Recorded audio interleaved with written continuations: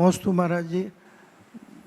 पंचमुनि राजों के चरणों में दिगंबर जैन पंचायत हजारीबाग का नमोस्तु नमोस्तु नमोस्तु। महाराज जी, योग का प्रचार प्रसार बहुत तेजी से हो रहा है, फिर भी लोगों में अवसाद क्रोध तेजी से बढ़ता जा रहा है, इसका क्या कारण है?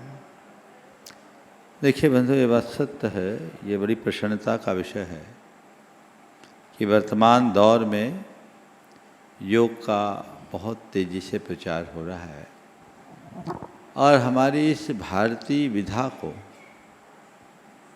वैश्विक पटल पर स्थापित किया जाना एक स्वागत योग्य कदम है। लेकिन मेरा एक सवाल है,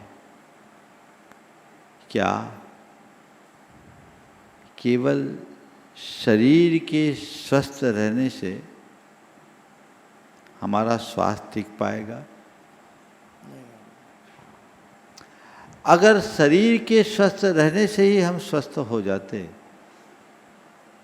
तो आज जितने लोग साधन संपन्न हैं उन सब में प्रसन्नता होनी चाहिए, जबकि ऐसा दिखता नहीं। हर किसी के अंदर क्रोध बढ़ रहा है, चिंता बढ़ रही है, भय बढ़ रहा है, तनाव और अवसाद दिनों दिन बढ़ते जा रहे हैं।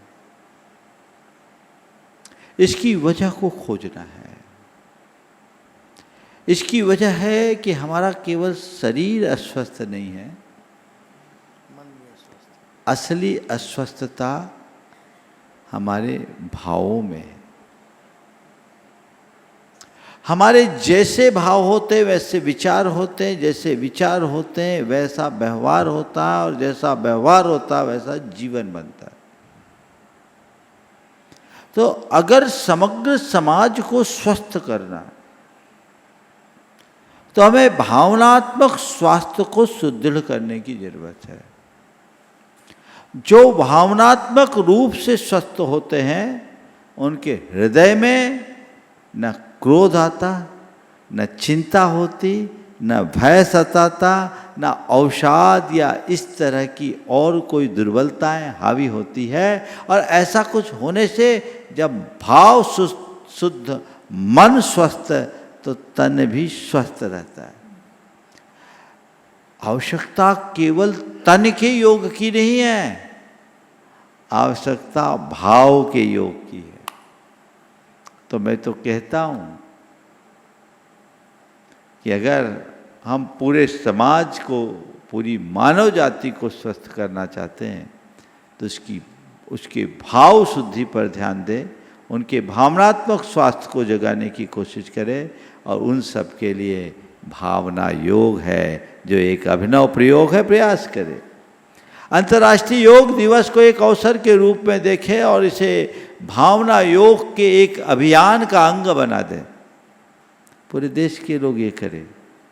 यहाँ पर भी हम 8 बजे से 21 तारीख को भावना योग करेंगे, लेकिन लोग इसे समझे और जाने, स्वयं उतारे। भावना योग का संबंध किसी जाति से नहीं है, भावना योग का संबंध किसी धर्म से नहीं है, भावना योग का संबंध किसी पंथ से नहीं है। भावना योग का संबंध तो हमारे अंदर के भावों से है। हर व्यक्ति का हृदय पवित्र हो, हर व्यक्ति की भाव शुद्धि हो और वो अपने जीवन को आगे बढ़ा सके।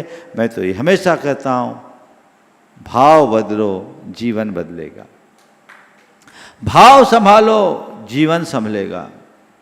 तो हम अपने भाव को संभालें, हम अपने भाव को बदलें, जिससे हमारा जीवन शुद्ध हो सके। ये मौका है, तो हमें इसकी तरफ ध्यान देना है। आने वाले दिनों में जो अंतर्राष्ट्रीय योग दिवस है, हम सब के लिए एक अच्छा अवसर बन रहा है। इसे जैन समाज तक सीमित न रखें, इसे सर्व समाज तक ले जाएं, ताकि हम अपने तन के साथ साथ मन और चेतना को भी स्वस्थ बना सकें। नमोस्तु।